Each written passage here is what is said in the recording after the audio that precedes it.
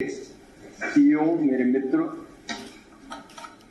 जिन्होंने इस वेबिनार को आयोजित करने में और रोड मैप बनाने में एक रियल पार्टनर की भूमिका निभाई है, मैं उनका हृदय से आभार प्रकट करता हूं। आदरणीय अमिताभ कांत जी, जिनकी प्रतिभा का लोहा सारा देश मानता है, पूर्व केंद्रीय मंत्री आदरणीय सुरेश प्रभु जी, मंत्रिमंडल के मेरे सभी साथीगण, इस वेबिनार से जुड़े हुए अलग अलग विषयों के आदरणीय विशेषज्ञगण, सभी पार्टिसिपेंट, अधिकारीगण, मित्रों, आज का दिन मेरे लिए बड़ी प्रसन्नता का दिन है। मैं कोविड के दौर में चौथी बार मुख्यमंत्री बना, लगभग 4.5 महीने पहले,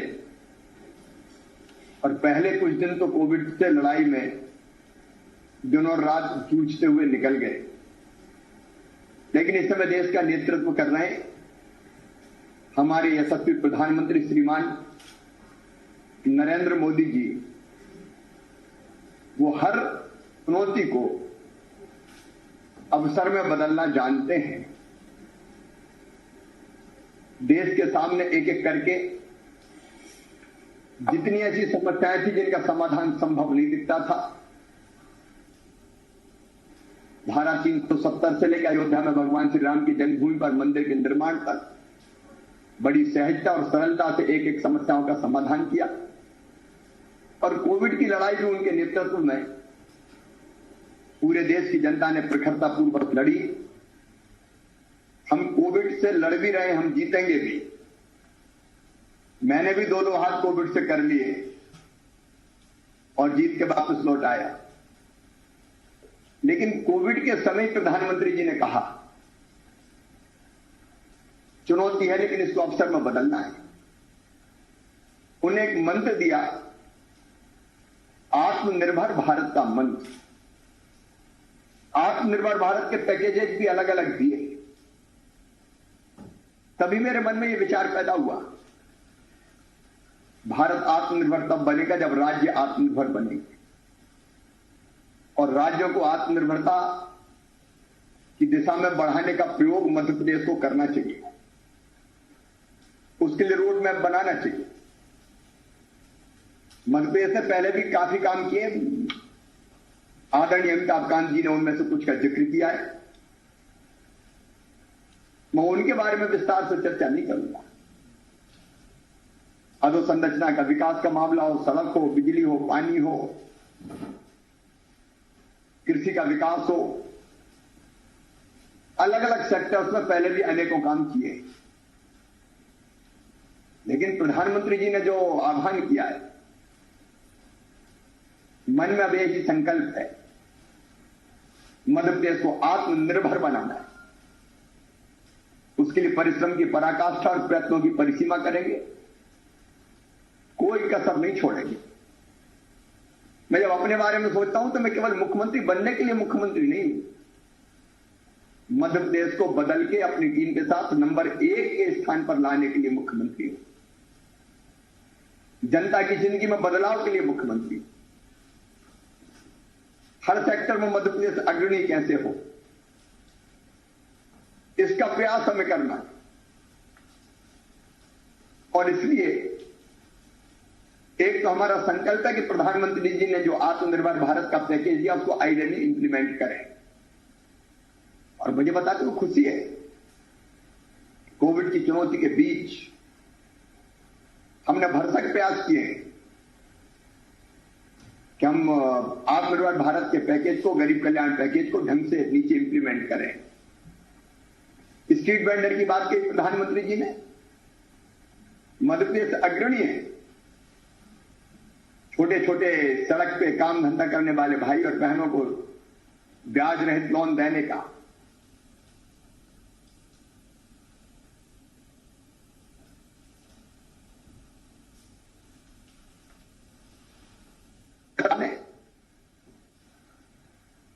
आइडियली चीजों को इंप्लीमेंट करें, यह प्रयत्न किया है। जैसी बात आई कि कोविड के दौरान के विदेशी कंपनियां भारत आ सकती है, हमने लेबर लॉज में क्रांतिकारी सुधार किए। मध्य प्रदेश ने कृषि में जबरदस्त उत्पादन किया। किसानों को मैं प्रणाम करता हूं। इस साल ही 1,29,00,000 मीट्रिक टन गेहूं हमने खरीदा, प्रोक्योरमेंट किया है।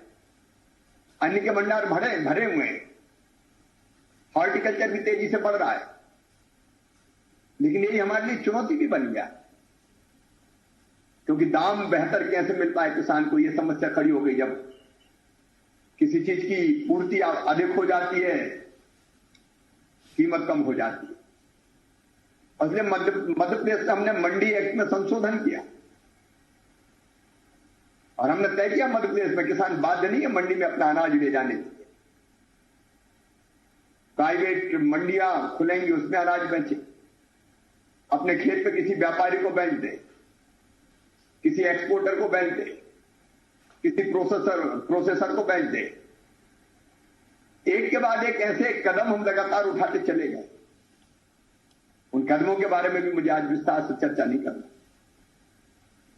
लेकिन जब मैं आत्मनिर्भर मध्य प्रदेश की बात सोचता हूं, हर क्षेत्र में आत्मनिर्भर, कृषि में हमें चुनौती है। हम कृषि उत्पादों का वैल्यू एडिशन कैसे करें, हम अपने कृषि उत्पाद को एक्सपोर्ट कैसे करें। मध्य प्रदेश को बासमती का जीआई टैग मिले, उसके लिए लड़ाई हम लड़ ही रहे हैं। हमने फार्मर प्रोड्यूसर ऑर्गेनाइजेशंस की श्रृंखला खड़ी करने का फैसला किया।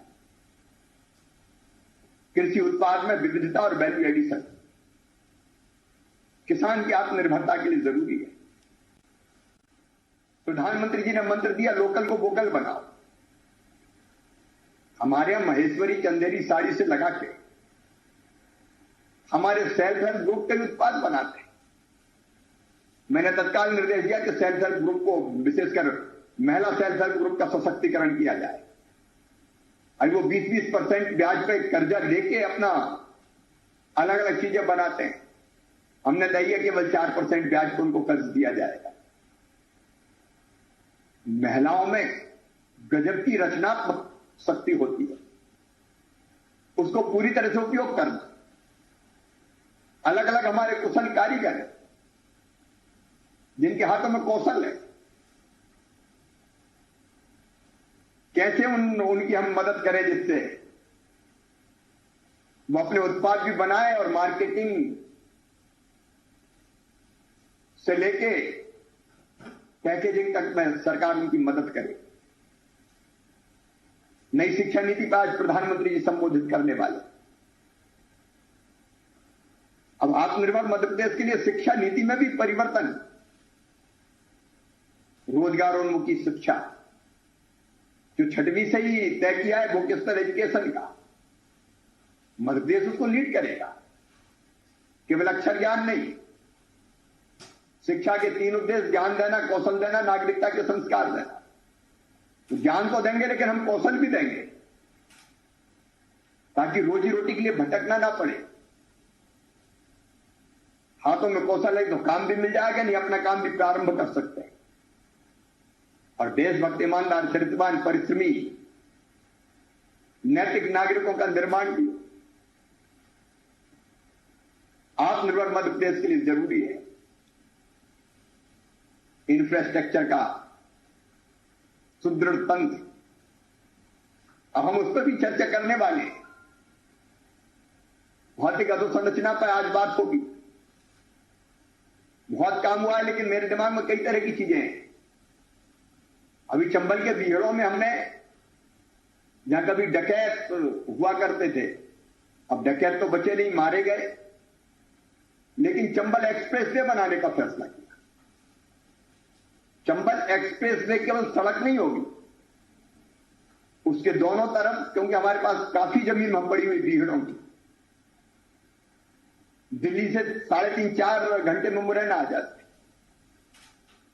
वहां इंडस्ट्रियल क्लस्टर बन सकते हैं, वहां नई टाउनशिप की कल्पना की जा सकती है।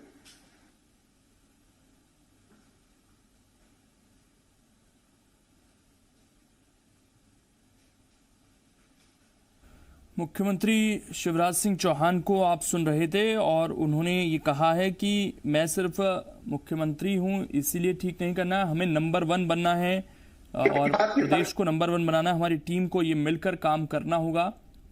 इस वक्त आत्मनिर्भर मध्य प्रदेश के लिए ये वेबिनार हो रहा है।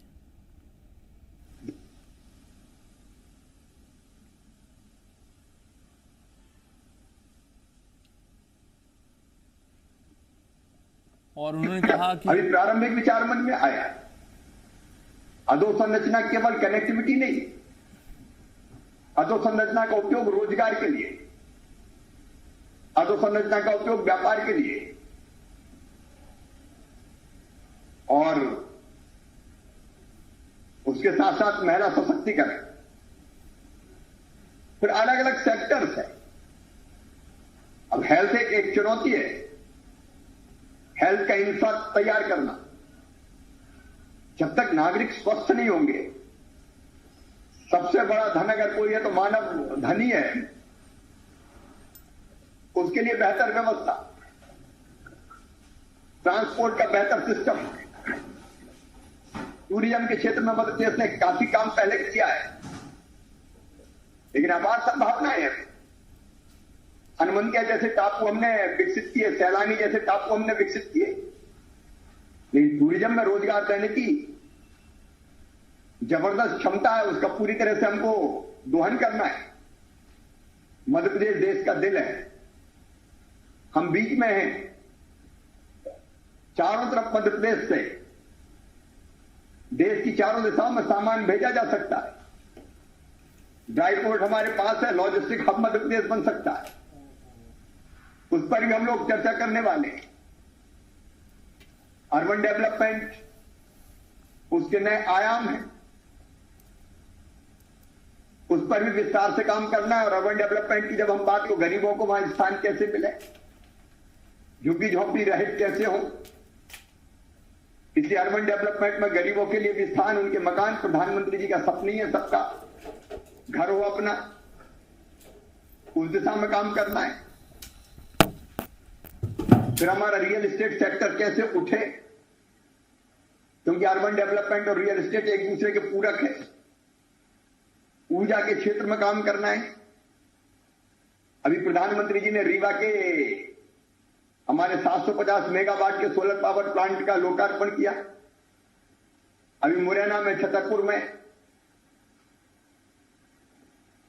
हमारे रतलाम, मंदसौर, नीमच, शाजापुर, वहां सोलर की अपार संभावनाएं। पानी जो बांधों का है उनमें सोलर पैनल बना के, बिछा के वहां से ऊर्जा पैदा करना, पानी के बाष्पीकरण को रोकने का प्रयास भी करना। ऊर्जा सेक्टर में काफी काम हमको करना है। एक नहीं, ऐसे अनेकों सेक्टर है। फिर बड़ी समस्या है रोजगार की, रोजगार इन सबसे जुड़ा है। लेकिन जैसा अमिताभ कांत जी बता रहे थे, मध्य प्रदेश में जल संपदा, जन संपदा, खनिज संपदा, वन संपदा, हम अपनी खनिज संपदा का बेहतर दोहन कैसे कर सकते हैं, उस पर आधारित उद्योग कैसे लग सकते हैं, कच्चा माल क्यों बाहर जाए, उसकी प्रोसेसिंग मध्य प्रदेश में क्यों ना हो। प्राकृतिक संसाधनों से भरपूर मध्य प्रदेश, और इसलिए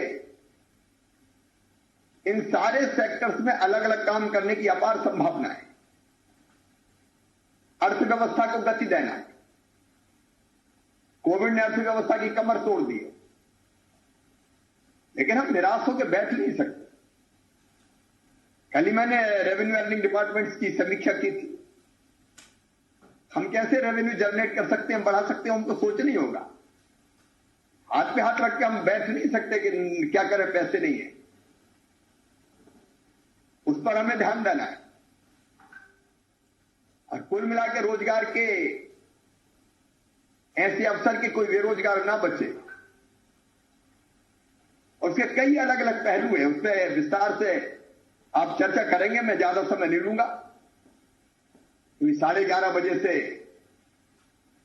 अलग अलग ग्रुप में डिस्कशन प्रारंभ होना है और आज शाम को इस डिस्कशन के बाद मैं वैसे तो दिन भर कहीं ना कहीं मैं जुड़ा रहूंगा वेबिनार से, लेकिन डिस्कशन के बाद जब हम कंक्लूड करेंगे, कंक्लूजन पर पहुंचेंगे, उस समय 5 बजे फिर हम चर्चा करेंगे। मैं एक बार फिर हृदय से अपने सारे पार्टिसिपेंट्स का अभिनंदन करता हूं इस निवेदन के साथ कि ये कर्मकांड नहीं है कि मुझे 3-4 दिन तक कुछ करते हुए दिखना है। ये अंतर आत्मा से मैं कह रहा हूं कि हमारा गंभीर प्रयास है मध्य प्रदेश को आत्मनिर्भर बनाने का। और जो सुझाव देंगे आप, मैं आपको वचन देता हूं जो इंप्लीमेंट करने लायक है उनको जमीन पर उतारने में हम कोई कसर नहीं छोड़ेंगे। 15 अगस्त को जो प्रदेश को संबोधन मेरा होगा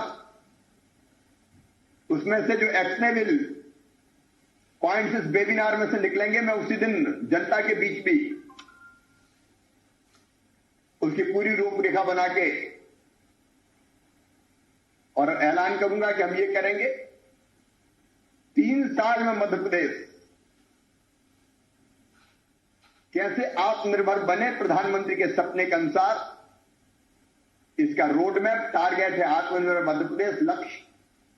वो रोड मैप आपके साथ बैठ के हम बनाएंगे और मैं आपको ये वचन देता हूं कि जो टारगेट तय होगा, रोड मैप बनेगा, उसको पूरा करने के लिए टारगेट को हम शॉर्ट टर्म, मिड टर्म और लॉन्ग टर्म प्लानिंग करेंगे। हम 1 साल में क्या करेंगे, हम 2 साल में क्या करेंगे और तीसरे साल तक हम कहां पहुंचेंगे। और 1 साल में भी जो हम करेंगे उसको भी क्वार्टरली बांटेंगे। 3 महीने में क्या, 6 महीने में क्या, 9 महीने में क्या, 12 महीने में क्या। अमिताभ जी, मैं आपको हृदय से धन्यवाद देता हूं। आप डैशबोर्ड बना के हमें देंगे, उसमें हमारी मदद करेंगे। मैं ऐसी विभागों की समीक्षा और जिलों की रैंकिंग, क्योंकि गवर्नेंस एक बड़ा विषय है। अगर गवर्नेंस ऐसी नहीं है कि परिणाम दे रही हो तो फिर सारी चीजें बेमानी हो जाती है। इसलिए मूल्यांकन, आकलन और एक टिप्स पे हम देख लें कि कहां कहां क्या हो रहा है, क्या अच्छा है और क्या बुरा है, कमियां कहां हैं, ताकि उसको ठीक कर सके। और इसलिए मेरे मित्रों, आप जो परिश्रम करेंगे चिंतन करके इस मंथन से जो निष्कर्ष निकालेंगे, अमृत निकालेंगे, मैं उस अमृत को जनता तक पहुंचाने में कोई कसर नहीं छोड़ूंगा। एक बार मैं अमिताभ जी विशेष रूप से आपको बहुत धन्यवाद देता हूं, नीति आयोग की टीम को धन्यवाद देता हूं